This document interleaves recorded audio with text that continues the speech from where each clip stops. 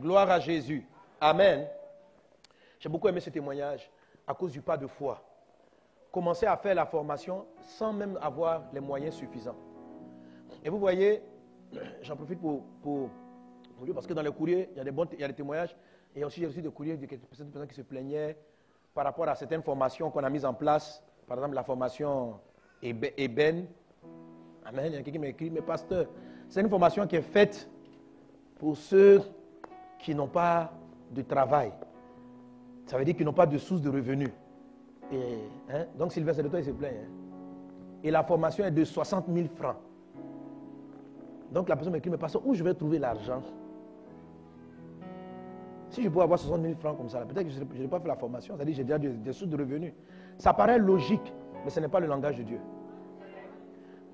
Ça paraît logique, mais ce n'est pas le langage de Dieu. Donc c'est ce que je lui ai répondu. Je lui ai dit, ma soeur, la mentalité que tu dis, c'est la mentalité qui maintient la plupart des gens dans la misère et la pauvreté.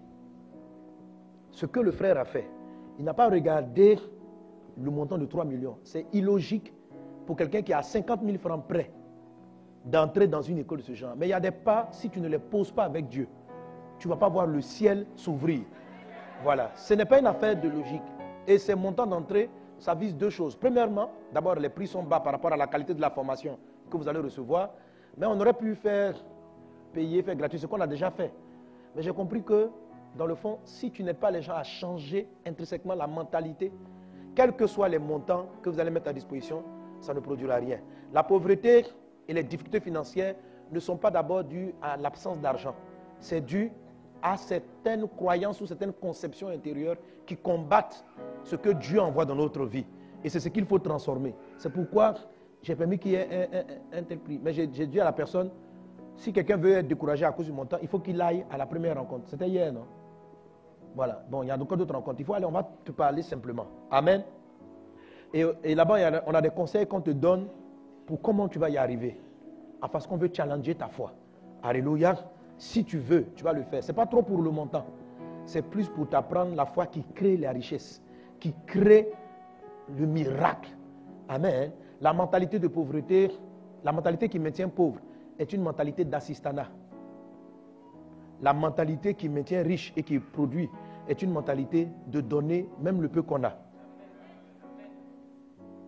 Amen. Donc j'encourage toutes les personnes à s'inscrire aux formations lorsqu'on les donne. Alléluia. Alléluia. Gloire à Jésus. Amen. Et que Dieu vous multiplie dans le nom de Jésus. Que toute mentalité de retard soit paralysée au nom de Jésus et que vous soyez libres au nom de Jésus. Amen. Et cette personne-là, justement, dans sa plainte, s'est plainte d'une chose. Elle me disait, ah, pasteur, voilà, dans ma tribu aussi, quand je dis, vraiment, on n'a qu'à m'aider, les patrons m'appellent et disent, viens, on va prier, viens, on va prier. Il dit, mais est-ce que quelqu'un qui a faim peut bien prier? Ça, c'est une logique très charnelle. La personne qui parle comme ça méprise et ne connaît pas la puissance de la prière. Elle ne sait pas ce que c'est que la prière. Elle n'a aucune idée de la puissance de la prière. Et beaucoup de gens ont ce genre de raisonnement. Ah, mais si tu as faim, comment tu peux adorer? Ça paraît joli à entendre, mais c'est une parole très diabolique. C'est très diabolique. Regarde ce frère. Au début, tu peux avoir tous les salaires, tu peux avoir, et puis retomber dans une galère totale. Tu peux avoir un bon cadre, vivre bien. Tu vois, ce monde-là est très instable. Celui que tu vois briller aujourd'hui, c'est même pas ce qui va se passer demain.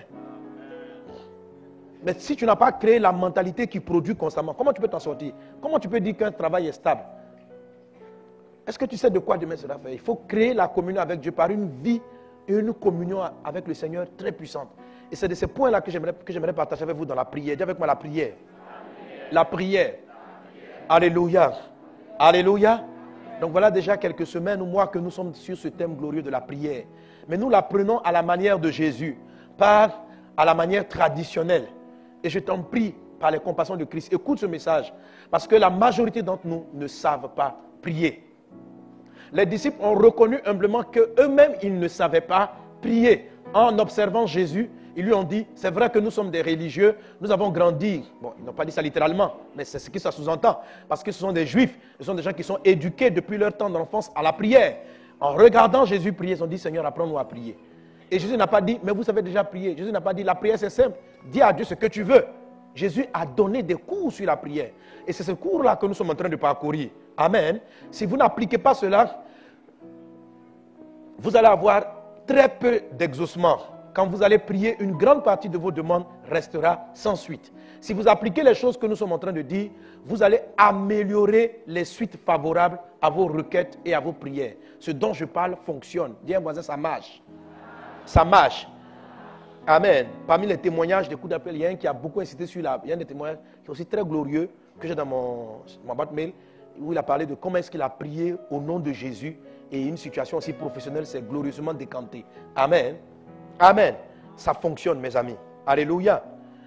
Alors, là, le point précédent, on a étudié la prière au nom de Jésus. On a expliqué que prier au nom de Jésus n'était pas une formule. C'est-à-dire, il ne s'agit pas simplement de dire à la fin de ta prière au nom de Jésus.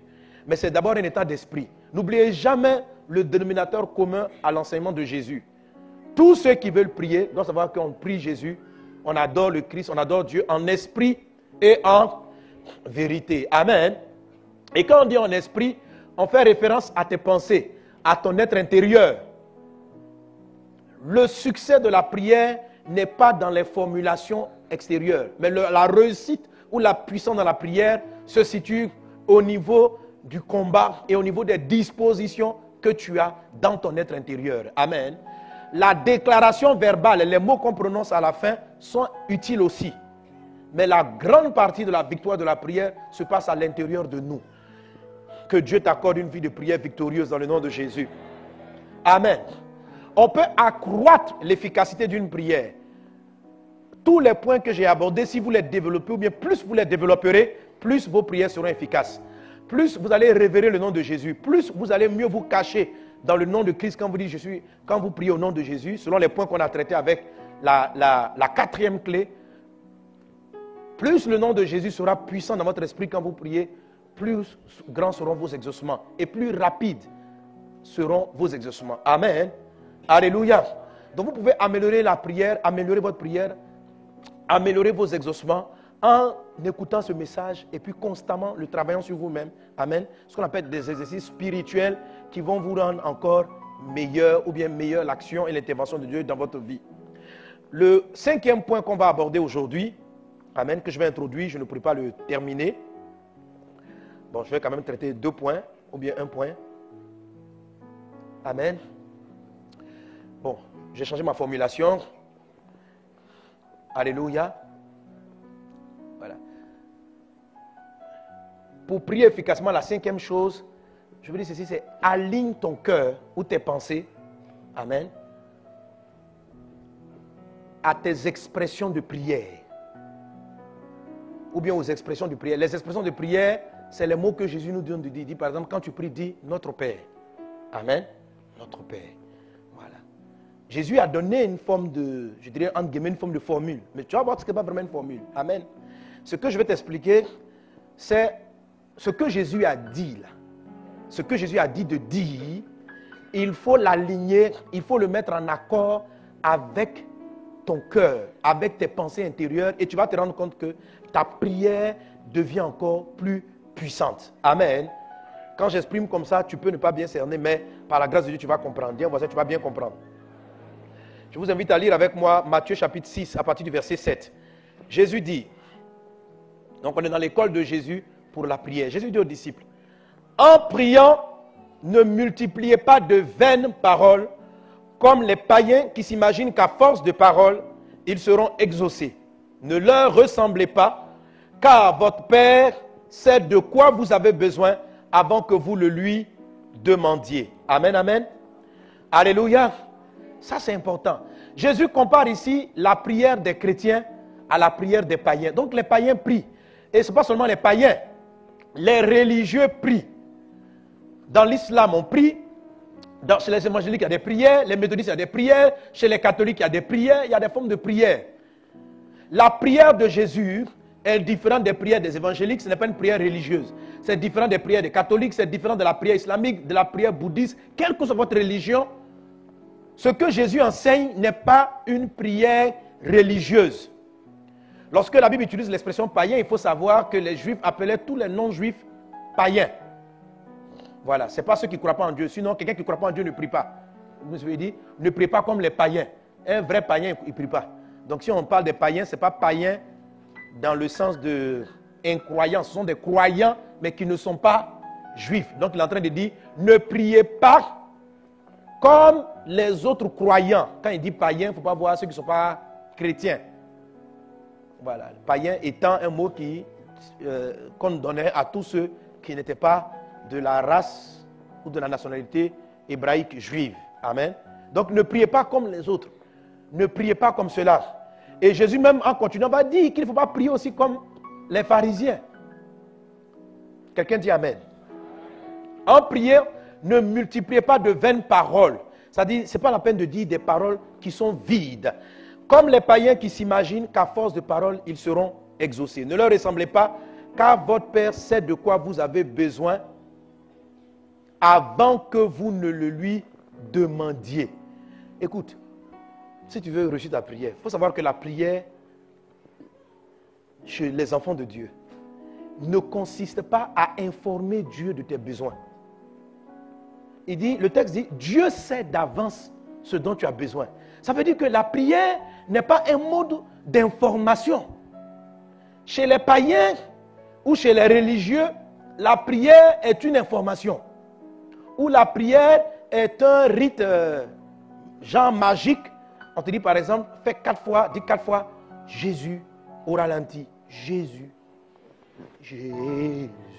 Jésus. 4 fois ça marche. Parce que le chiffre 4, c'est le chiffre de ceci, c'est le chiffre de cela. Je ne dis pas que ça ne fonctionne pas. Il y a des règles, il y a des récitations qui sont puissantes. Il y a des puissances dans tout ça. Mais Jésus dit, n'utilisez pas cette voie-là. Des prières des chapelets, tout ça, on n'a pas dit que c'est nul. Mais on te dit, n'utilise pas ce chemin.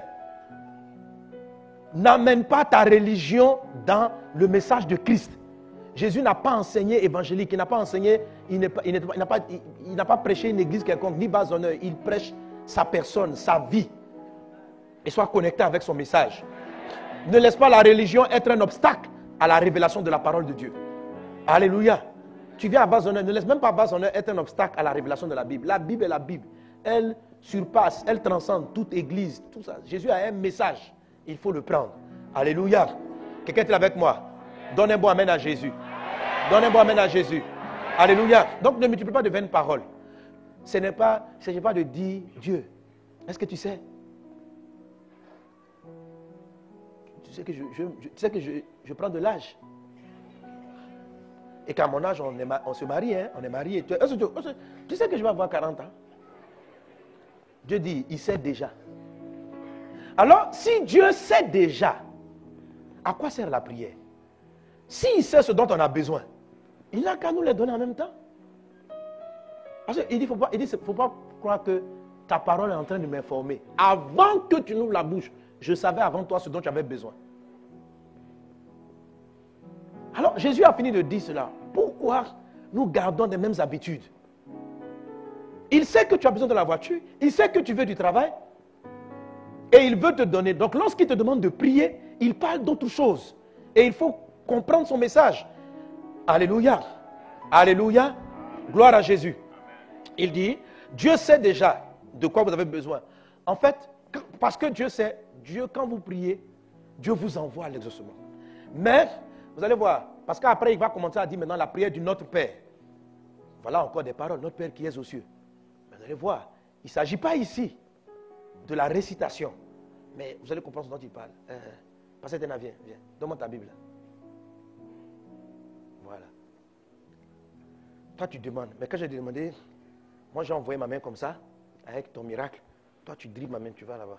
Quand je viens ici, tu t'en vas là-bas. OK? Viens comme ça. Là, on va nous voir deux. Ah, mais ceux-là, ils ne vont pas voir. Bon, on se met comme ça. Amen. Bon, de toute façon, il y a les écrans. Amen. Bien, viens.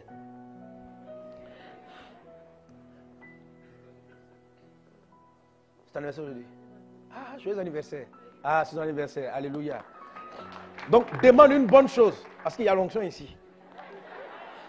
Amen. Donc, qu'est-ce que tu veux? Prie Jésus. Oui, parle même. Tu as un micro si tu veux. Vas-y, prie. Qu'est-ce que tu veux? Seigneur Jésus, ce que je te demande dans ton nom précieux, c'est d'être vraiment à la place que tu voudrais que je sois. Bon, attends, quelque chose, demande l'argent. Argent. Non, parce qu'on ne sait pas trop la place là. Voilà, bon, là, tu veux combien? Si tu veux l'argent tout de suite, tu veux combien? Seigneur, j'ai besoin de 10 millions actuellement. Sérieux, hein? Sérieux. Bon, d'accord, ok. Amen. Non, elle est en train de faire une très bonne prière. Mais c'est très spirituel, on n'allait pas savoir comment. Donc, tu demandes à Dieu 10 millions, ok? Voici les 10 millions. Dieu sait ce dont tu as besoin. Alors, s'il sait ce dont on a besoin, la prière sert à quoi? Si Dieu sait ce dont on a besoin. La prière, je vous l'ai dit dans un enseignement, c'est un canal. La prière, ce n'est pas une information, c'est une route que vous créez entre le ciel et vous pour permettre à ce que vous exprimez de descendre sur la terre. La prière est une route. Quand vous priez, ayez toujours cette image. Maintenant, Dieu est un esprit, c'est ce qu'il explique. Dieu est un esprit. Donc, ce qu'il donne prend une route spirituelle. Ça prend un chemin spirituel. Ce qu'il veut, c'est que la prière, c'est se mettre à la bonne fréquence. C'est ça la prière, en fait. Amen. Amen. C'est un peu comme si Dieu est en train de parler sur 99.6 sur la radio. Et il te répond. Et toi, tu es sur 97 quelque chose. Tu ne vas pas recevoir. Parce que tu n'es pas sur la même fréquence que Dieu. La prière, c'est aller se remettre sur la fréquence de Dieu. Pour pouvoir comprendre ce qu'il dit, recevoir ses directives et les voir s'accomplir. Alléluia. La prière du Notre Père est le protocole. Si vous faites ce que Jésus a dit dans cette prière-là, c'est le protocole pour vous mettre sur la fréquence de Dieu. Amen, amen, amen. Alors c'est quoi quand on n'est pas sur la fréquence? Elle a demandé 10 millions. Dieu dit, tiens les 10 millions. Tiens. Vraiment. Donc tu es parti à 97, point quelque chose. Tiens. Mais tu n'es pas tes 10 millions ou quoi? Tiens.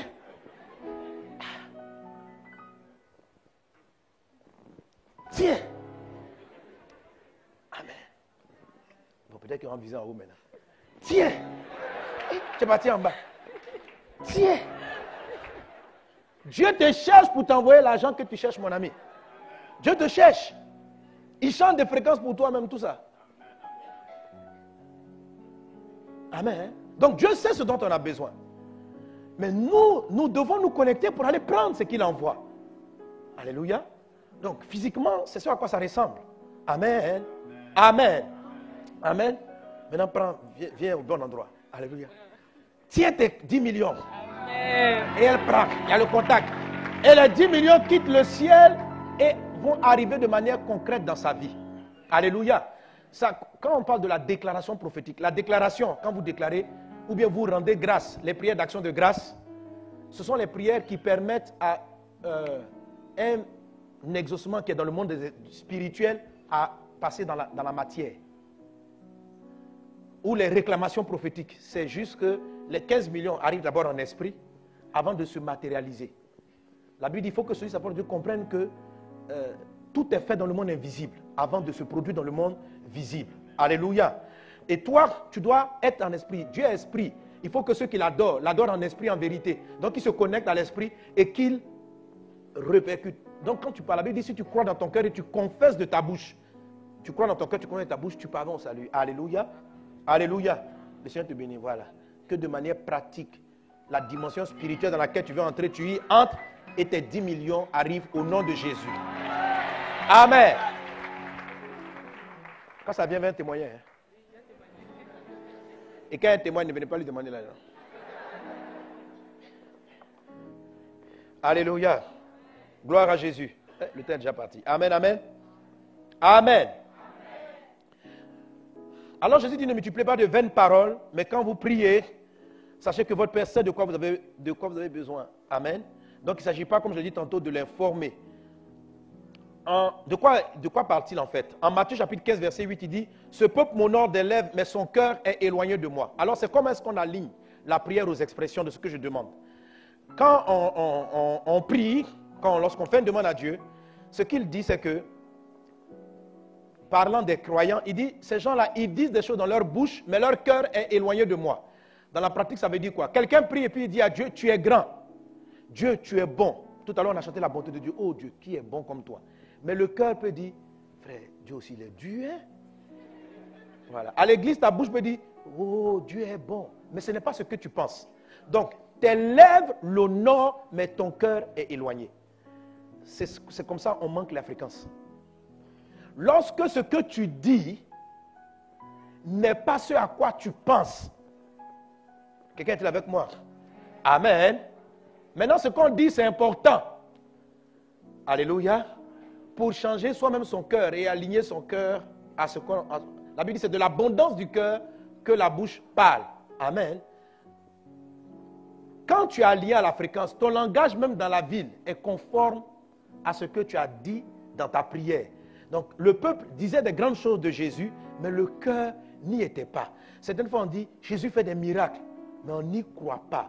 Quelquefois, on dit, Jésus ouvre des portes, mais dans le cœur, on pense autre chose. Lorsque les gens viennent nous exposer des problèmes, on traduit, c'est ce qu'on pense réellement qui réjaillit du bout de nos lèvres. La cinquième clé pour la prière efficace, c'est en fait savoir aligner cela, que les pensées de ton cœur soient conformes à ce que Jésus-Christ va te dire de dire. Amen. Alléluia. Alors c'est pourquoi il dit, quand vous priez, dites, notre Père qui es aux cieux. Et le mot dites, dans Luc chapitre 11, verset 1, Jésus dit, quand vous priez, dites. Le mot dites vient du grec légo. Légo qui signifie soutenir, soutien. Donc Jésus n'était pas en train de dire, quand tu pries, il faut dire, c'est là que tu dis, notre Père qui es aux cieux. Si ton cœur ne dit pas, Papa qui est au ciel, ton notre Père ne veut rien dire. Ton cœur doit vibrer, doit réagir dans ce que tu déclares. Alléluia. Sinon, tu fais partie de ce peuple-là qui honore Dieu du bout des lèvres, mais dont le cœur est opposé ou différent des choses que tu es en train de déclarer. Je vous assure, un des plus grands combats dans la vie spirituelle, c'est d'arriver à aligner l'ensemble. Amen. C'est pourquoi, dans la prière de notre Père, les 2 premières phrases seulement, tu peux rester 2 heures en prière, quelquefois, pour que tu sois connecté. Amen. Amen. Donnez-moi amen à Jésus. Donc, lorsque vous priez, dites. Et voilà ce que Jésus va dire. Alors, aujourd'hui et dimanche prochain, on va parcourir le protocole. Il ne s'agit pas de dire la phrase. Il s'agit que le cœur dise ce qui est dit. Et ce que Jésus est en train de nous dire dans ce texte-là, c'est qu'il nous montre comment entrer sur la même ligne que Dieu. Et lorsqu'on arrive à entrer dans la même ligne que Dieu, plus rien n'est impossible. On peut vivre. Et Dieu est capable de faire descendre par le canal toutes sortes de choses. Mais tant que cette ligne-là n'est pas créée, c'est compliqué. C'est compliqué. Et moins vous allez être connecté, plus lents seront vos exaucements. Plus vous allez être connecté, plus vite seront vos exaucements. Si tu passes ton temps à dribbler Dieu, mais aussi tes exaucements seront aussi lents. Alors Jésus dit ceci, quand vous priez, dites, on dit quoi premièrement? Notre Père. Dis avec moi, mon Père. Mon Père. Mes amis, ça c'est très important. C'est le premier pas, c'est la première chose de la prière efficace du chrétien. Les enfants de Dieu ne prient pas l'Éternel. Ils ne prient pas Adonai. Ils prient leur papa. Ils parlent à leur père. Jésus dit, quand vous priez, dites. Et je veux dire, dites là, c'est l'ego. Ça veut dire quand l'ego, c'est pas l'ego des enfants. Quand vous priez, soutenez. Pensez. Que ton cœur dise ce que ta bouche dit, notre Père. Là. Que ton cœur le dise. C'est-à-dire, il ne faut pas dire à Dieu papa sans penser qu'il est ton papa. Tu dois le sentir dans tes entrailles. Tu dois le voir. La même aisance que tu as avec ton père biologique, qui s'appelle papa, elle doit être naturelle. Ça doit être là dans ton cœur. Amen. Autrement dit, tu dois réaliser. Je prie dans le nom de Jésus que tu reçoives la révélation que Dieu est ton Père. Parce que l'expression papa est une expression que nous utilisons pour parler de pour honorer toute personne qui est plus âgée que nous Amen. On appelle papa beaucoup de gens. Mais souvent, nous-mêmes, quand on dit des papas, là, on fait la différence. Qui est vraiment notre papa et qui est vraiment un papa. Amen. Il y a des papas et puis il y a ton papa. Alléluia. Alléluia. C'est tellement important l'histoire de papa que pour que Dieu nous fasse... Il dit ceci, il dit, n'appelez personne sur la terre votre père. Ça veut dire, comprenez que je suis le vrai, l'original. Dis avec moi mon papa. Mon papa. Mon papa. Alors cette expression-là signifie beaucoup de choses. Elle est profonde. Et Dieu veut que tu t'alignes là-dessus. Parce que de là seront données, manifestées la qualité des réponses à tes prières. Alléluia. Alléluia. Si tu pries autre chose que papa, la dernière fois, comment je vous ai expliqué ce sujet, je vais le développer autrement pour qu'on le comprenne mieux. La dernière fois, je vous avais dit ceci. Ton papa, si ton père biologique est le chef de l'État, c'est ton papa, mais il est président de la République. Ok? Et tu viens le voir au bureau pour lui demander quelque chose. La manière dont tu vas l'appeler détermine la façon dont ton père va réagir, va répondre à tes besoins. Donc, ton papa est chef de l'État, il est dans son bureau au palais présidentiel et tu rentres là-bas. Quand tu arrives, si tu sors la phrase « Monsieur le Président », est-ce que ça change tout? Dès l'instant où tu as prononcé « Monsieur le Président », la phrase, quand tu t'adresses, tu vas dire « vous ». Tu ne peux pas dire « Monsieur le Président ». Qu'est-ce que tu dis? D'où tu viens? Non, non, non. Pourquoi tu dis ça? Monsieur le Président, vous m'avez demandé. Donc, le langage change. Ça veut dire que quand tu as commencé avec la phrase « Monsieur le Président », tu attends à ce qu'il te regarde et qu'il te juge comme un de ses concitoyens. Pas comme un de ses, pas comme son fils. Quelqu'un est avec moi. Mais ça n'empêche pas que c'est ton papa. Et à l'instant là, il va te juger, il va te traiter comme un des concitoyens du pays. Est-ce qu'on est ensemble? Et quand tu viens dire, Monsieur le Président, les gardes, la secrétaire, personne ne sort du bureau. Eux tous t'observent parce que tu parles au président de la République. Maintenant, dans le même bureau, tu reviens. Tu vois le premier garde, quand tu arrives, quand tu as sorti le mot papa, les gardes doivent sortir. Parce que là, c'est une affaire de famille. Ils n'ont rien à voir. Attends, son chef de gars, quand il vient comme ça, là, papa. Les gardes, là, ils tous disent, bon, on attend dehors. Mais si tu viens, Monsieur le Président, donc ils sont là. Et on va vérifier que tu respectes le protocole. Quand c'est le président, tu dois te tenir avec lui, derrière lui, à combien de mètres? Si lui te tend la main, c'est là que tu tends la main. Il y a tout ce protocole. À cause de Monsieur le Président seulement. La même personne, son visage n'a pas changé. Dieu n'a pas changé, le même éternel. Si tu viens et tu commences, ô éternel, frère, vous basculez dans un autre régime. Il te traite en éternel. Or, l'éternel, c'est le Dieu de Moïse, c'est le Dieu des 10 commandements, c'est le Dieu œil pour œil. C'est une dimension, frère. C'est une dimension compliquée. Sinon, c'est Dieu. C'est Dieu. Amen. Mais c'est une dimension. L'Éternel, il est là à la colère, il est compatissant, il est bon, mais il juge, il punit l'iniquité des pères. Et sur les filles jusqu'à la 3e génération. Donc, frère, c'est une affaire compliquée. Quand tu arrives là-bas, c'est pourquoi Jésus dit, quand tu pries, il ne faut pas dire l'Éternel. Il faut dire Papa. Tu crées l'atmosphère qui s'y est. Parce que maintenant, tu es devenu enfant de Dieu. Dans la religion, dans les autres religions, ils ne prient pas le Père, ils ne prient pas un papa. Ils parlent à un grand Dieu, pas à leur Père. Et ça détermine le type de réponse. Est-ce que vous êtes ensemble? Vous êtes avec moi?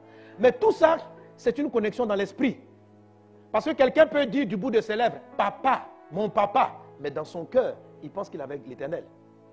Quelqu'un peut dire, même prononcer le mot éternel, mais dans son esprit, il pense mon Père. C'est pourquoi je dis, ce que tu dis doit être aligné avec ton cœur. Quelqu'un est-il avec moi? Quelqu'un est-il avec moi? Mes amis, tant que vous ne réaliserez pas la première phrase ou bien les 2 premiers mots de la prière de Jésus, tant que ça ne va pas devenir votre quotidien, il y a un ensemble de choses dans la parole de Dieu que vous allez manquer. Un ensemble de miracles, d'exaucement. L'exaucement au nom de Jésus. l'exaucement à 100% nous est donné parce que nous sommes des enfants. Quelqu'un est avec moi? Donnez un bon amen à Jésus. Donnez un bon amen à Jésus. Alléluia. Quand Jésus dit ceci, quand Jésus dit, si vous les hommes méchants comme vous l'êtes, vous savez donner de bonnes choses à vos enfants, à combien plus forte raison votre Père qui est dans les cieux? Qu'est-ce qu'il est en train de dire? Tant que tu me prends en tant que papa, je vais te donner toutes les bonnes choses. Mais si tu me prends en tant que l'Éternel, dans l'Éternel là, frère, il y a des serpents. Il dit, mais regarde la phrase, il dit, vous les hommes vous êtes mauvais, mais vous donnez de bonnes choses à vos enfants. Si quelqu'un me demande, et là il ne se présente pas comme étant l'Éternel. L'Éternel c'est un bon nom, hein, il faut le dire. Mais il faut savoir que celui qui est l'Éternel, c'est aussi ton papa, si bien sûr tu as donné ta vie à Jésus. L'occasion de dire à ceux qui n'ont pas encore accepté Jésus, si Jésus n'est pas dans ton cœur, tu n'es pas un enfant de Dieu. Si tu dis papa, ça n'a pas de sens parce que tu n'es pas né. C'est comme tu vois un monsieur qui a 80 ans, quand tu le vois, tu l'appelles papa, papa. Mais lui dans son cœur, il sait que tu n'es pas son fils. Toi aussi, tu sais que ce n'est pas ton père. Donc tu dis papa, mais tu vas savoir te tenir avec lui. Donc tout le monde appelle Dieu papa. Ça n'a pas de sens tant que vous n'êtes pas réellement né de Dieu. Convertis-toi à Christ. Alléluia. Sinon, tout le monde appelle Dieu papa, mais tout le monde n'est pas fils de Dieu. Pour être enfant de Dieu, il faut être né de Dieu. Que cela soit ton partage si tu n'as pas encore fait la paix avec Jésus. Romains chapitre 8, verset 15 dit ceci. Et vous n'avez pas reçu un esprit de servitude. Romains 8, 15. Et vous n'avez pas reçu un esprit de servitude pour être encore dans la crainte. Vous avez reçu un esprit d'adoption par lequel nous crions Abba, Père. L'Esprit lui-même rend témoignage à notre esprit que nous sommes enfants de Dieu. Or, si nous sommes enfants de Dieu, nous sommes aussi héritiers de Dieu et co-héritiers de Christ. Si toutefois nous souffrons avec lui, afin d'être glorifiés avec lui. Amen. Alléluia. Là, l'apôtre Paul insiste sur la notion de papa. Il dit que quand on a cru en Jésus, on n'a pas reçu un esprit de servitude. C'est quoi l'esprit de servitude? Beaucoup de personnes prient, dans leur bouche, ils disent papa, mais ils ne se comportent pas avec Dieu comme des enfants. Ils se comportent comme le boy, comme le serviteur. C'est quoi le serviteur? C'est quelqu'un qui pose et qui prie. La prière d'un serviteur, c'est une prière de mérite. Dieu va les rémunérer. Un fils, on ne le rémunère pas. Tout ce qui appartient au Père, lui appartient. Amen. Quand tu es enfant, quand tu rentres au bureau de ton papa, le chef de l'État, et puis tu dis, papa, regardez mes enfants, quand ils viennent me trouver au bureau, vous savez qui passe derrière le bureau? Ils viennent. Donc, tout le monde arrive. Ils vont arriver avec les frères, tout le monde, on rentre dans le bureau. Et tu vas voir ma fille, elle va sauter, elle va aller où je suis là, s'asseoir sur mes pieds. Elle vient, elle loue mon réfrigérateur. Parce que c'est ma fille. Voilà. Un autre frère qui arrive, il ne peut pas venir ouvrir. Non. S'il fait ça, c'est un manque de respect. C'est un manque de respect. Et c'est très mal interprété. Mais deux personnes, l'enfant, lui vient, il loue le réfrigérateur. Papa, et puis il me dit, papa, on dit, il n'y a rien là-dedans. Et le biscuit qui était là la dernière fois. Amen. Quand vous allez voir le frère qui fait le gardiennage, quand il voit, il m'appelle aussi papa, j'ai un papa spirituel. Mais il ne peut pas venir ouvrir le...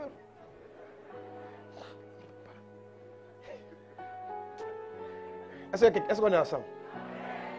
La Bible dit, si Dieu est ton Père, tu es héritier de Christ. Ça veut dire, la manière dont tu voyais Jésus était à l'aise avec son Père.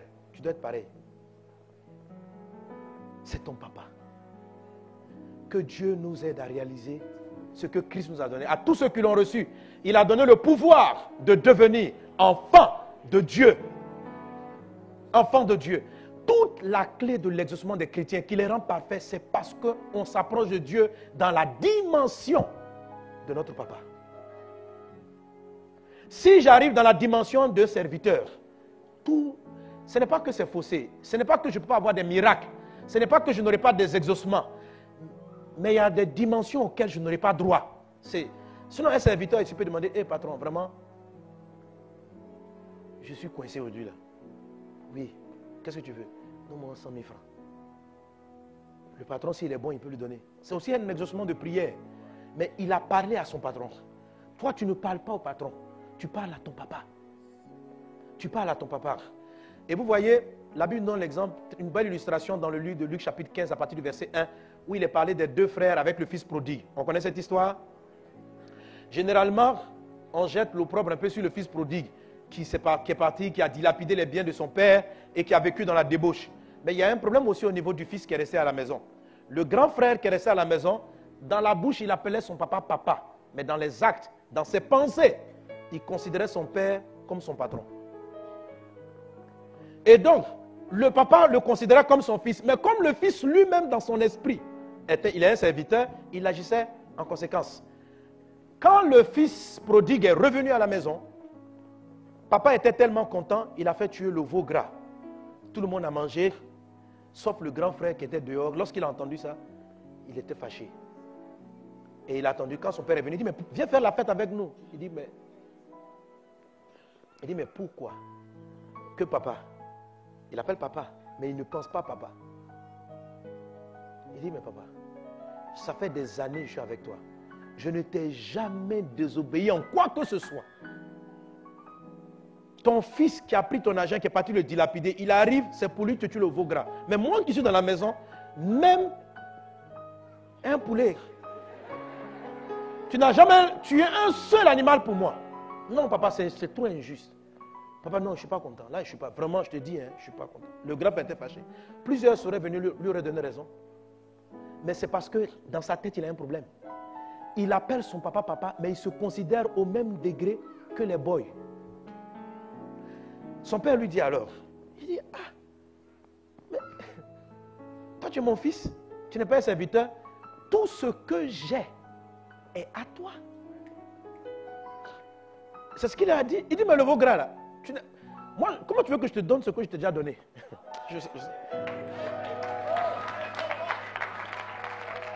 Le veau gras, il est à toi. C'est-à-dire que si depuis là, c'est-à-dire le veau gras est là. Le grand frère veut manger, il dit, le veau. Donc, j'ai dit dans la maison là, il travaille, il nettoie. Il attend que papa se lève pour dire, fils, tu as bien travaillé, tiens le veau gras. Quand papa dit, on va l'appeler quoi? Gasparien, oui papa. Tu peux te lever aujourd'hui à 3h du matin pour m'accompagner à l'aéroport. Oui papa. Oui, il est vraiment un gars correct. Il est honnête, il est trop bien. Mais il voulait qu'on le récompense un peu, un veau gras. Pour le père, si le veau gras est encore vivant, c'est parce que l'enfant ne veut pas. Parce que pour lui, un fils n'a pas à être rémunéré. Un fils est copropriétaire. Amen. Amen. Mais pourquoi ma fille peut passer derrière mon bureau? Parce que mon bureau est son bureau aussi. Mon réfrigérateur, c'est ma fille, c'est mon fils. Si je lui dis de ne pas ouvrir, c'est par prudence, par beaucoup de choses. Amen. Si ma même fille grandit, et elle arrive dans le bureau, et puis elle m'appelle pasteur, elle ne peut plus passer pour venir soulever le réfrigérateur. Si elle m'appelle papa, elle peut passer. C'est pourquoi je lui dis, quand tu pries, là, dis papa. Faut pas... Ça dit, mais quand tu le dis, il faut penser ce que tu es en train de dire. Que faut pas faire comme les païens qui répètent des mots sans peser le sens. Quand vous priez, que ce soit, vous pensez ce que vous êtes en train de dire. Donc, c'est maintenant qu'il dit, pour être connecté à la dimension des résultats de ta prière, si tu demandes au titre de serviteur, tu vas pas être... Tes exaucements seront très limités. Et il y a des trésors auxquels tu n'auras pas droit parce que toi-même, tu vas te bloquer. Alors le grand frère dit à papa, mais vraiment, je ne suis pas content. Papa dit, vraiment, le veau gras est à toi. Tout ce que j'ai t'appartient. Je ne peux pas te donner ce qui t'appartient déjà. À la limite, quand tu allais vouloir tuer le veau gras, papa, est-ce que tu as un plan pour le veau? Papa dit, non. Maintenant, peut-être que papa aussi, il voulait le manger plus tard. Il dit, mon fils, moi je l'ai fait engraisser pour pouvoir prendre. Il dit, moi j'ai une fête avec mes amis, ça m'intéresse, papa, franchement. Donc qu'est-ce qu'on fait? Papa dit, bon, garde-moi la cuisse. Il dit, ok, le vieux. Et puis, on avance. Il allait manger son veau gras. Depuis là, il convoitait le veau gras. Il a travaillé pour le veau gras. Il bougeait pour le veau gras. Et ça, c'est les types de chrétiens qui sont là, papa. Mais qui se dit, mais qu'est-ce que je dois faire pour lui plaire? Il rentre dans 40 jours de jeûne. Après, tout. Quand vous priez Dieu en mode serviteur, vous voyez toutes vos œuvres spirituelles comme des moyens d'achat. Il faut se marier après combien de jeûnes? On dit combien de jours de jeûne il faut prendre pour se marier? Donc, quand tu as jeûné, 3 jours ça n'a pas marché, tu dis, André, je n'aurais pas dû couper le soir. Je dois enchaîner. Donc tu te prives et tu viens. Oh mon Dieu, voilà devant toi, 40 jours de jeûne, sans manger, sans boire. Avec ça, est-ce que tu peux me donner maintenant le mariage? Un serviteur reçoit un salaire, c'est-à-dire tous les actes qu'il pose sont pour être rémunérés. Un fils n'obéit pas parce qu'il attend, il obéit parce qu'il est fils. Donc, notre obéissance à Dieu, notre vie de jeûne, vous savez, on a fait 12 jours de jeûne, mais tous n'ont pas jeûné avec le même esprit. Certains ont jeûné en tant que des fils, d'autres ont jeûné comme des serviteurs, voyant les jours de jeûne comme un moyen, comme une monnaie d'échange entre leur travail et certains ont vu juste comme une manière de rester un peu plus longtemps avec papa et de parler plus avec le vieux avant de sortir. Ce n'est pas le même esprit, c'est les mêmes 12 jours, mais on ne jeûne pas de la même manière. Amen.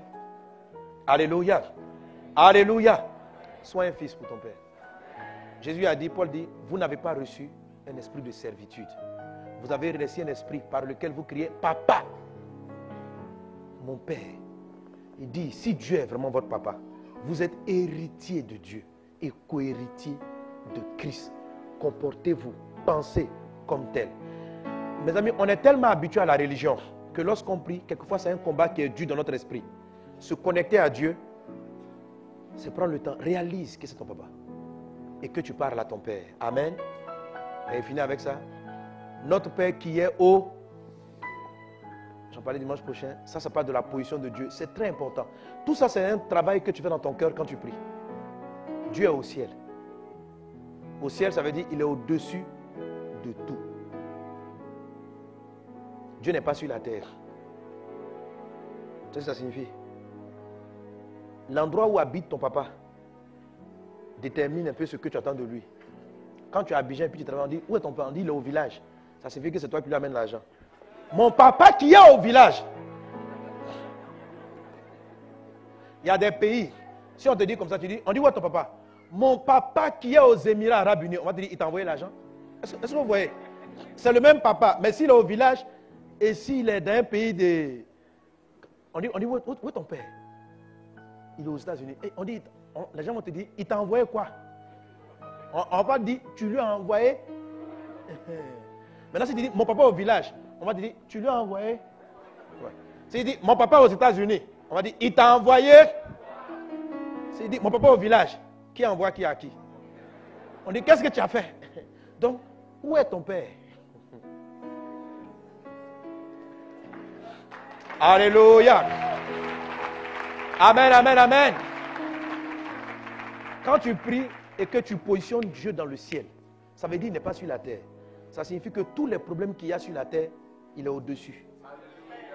Donc quand tu arrives et puis tu dis à Dieu, quelqu'un qui souffre d'un cancer, quand tu pries, si tu n'es pas connecté à qui est dans le ciel, oh Dieu, je souffre du cancer.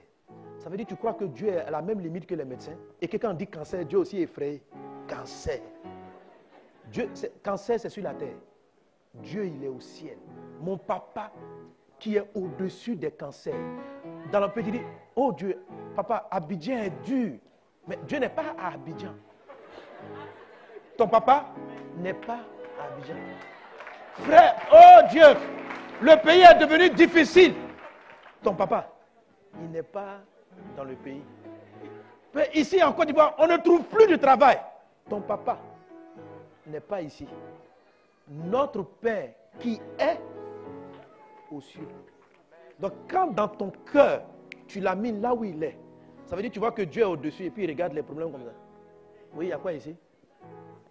Donc du coup, ton cœur même est préparé à recevoir toutes sortes de miracles.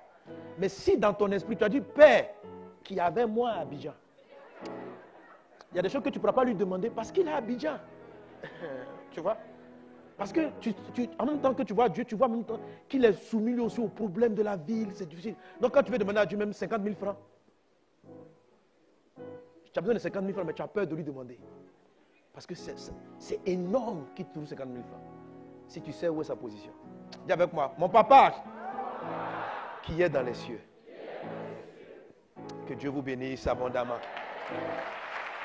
Mon Père est dans le ciel. Mon Père n'est pas sur la terre.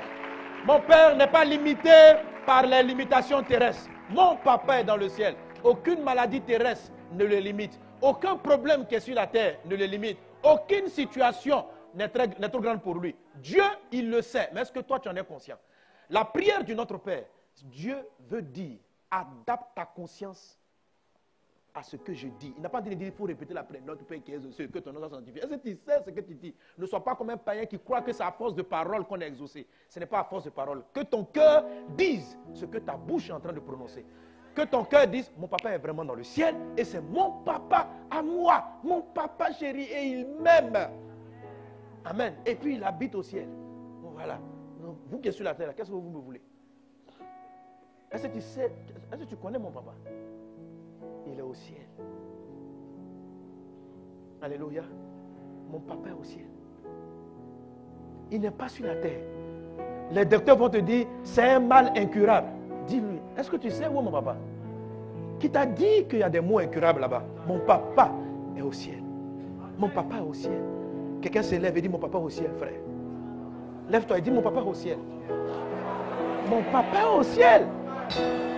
Alors, quel problème as-tu, mon ami? Quel problème as-tu? Regarde-les et puis dis, mon papa, il est au ciel. Ce problème ce n'est pas son problème à lui. Mon père est au ciel. La situation de l'ambassadeur des États-Unis en Côte d'Ivoire, même si l'ambassadeur des États-Unis est en Côte d'Ivoire, sa source est aux États-Unis. Et tant que les États-Unis seront la première puissance au monde, lui ici, il est la première puissance aussi. Si la Côte d'Ivoire tombe en crise, il ne sera pas en crise. S'il a pris à manger en Côte d'Ivoire, lui, il mangera. Parce que son père est aux États-Unis. C'est l'État des États-Unis. C'est ce que Christ a dit dans la prière de notre Père. Quand vous priez, pensez que vous parlez à votre Père. Pensez.